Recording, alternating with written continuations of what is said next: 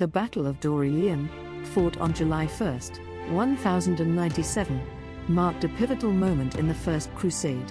This confrontation unfolded near Dorylaeum in Anatolia, between the Crusader forces, led by Bohemond of Taranto, and the Seljuk Turks commanded by Kilij Arslan I.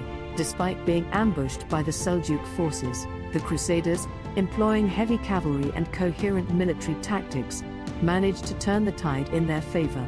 The victory at Dorylaeum was crucial, as it bolstered the Crusaders' morale and secured their passage through Asia Minor towards Jerusalem. It underscored the effectiveness of the Crusaders' heavy cavalry and marked a significant advance in their quest to capture the Holy Land.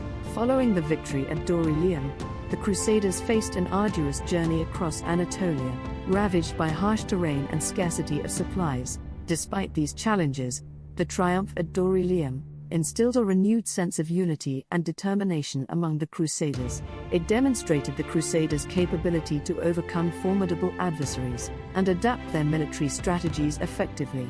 As they continued their march towards Jerusalem, this victory served as a testament to their commitment and resilience. This battle not only highlighted the strategic and military prowess of the Crusader leaders, but also sowed the seeds of fear among their Muslim adversaries, setting the stage for the future confrontations on the road to Jerusalem.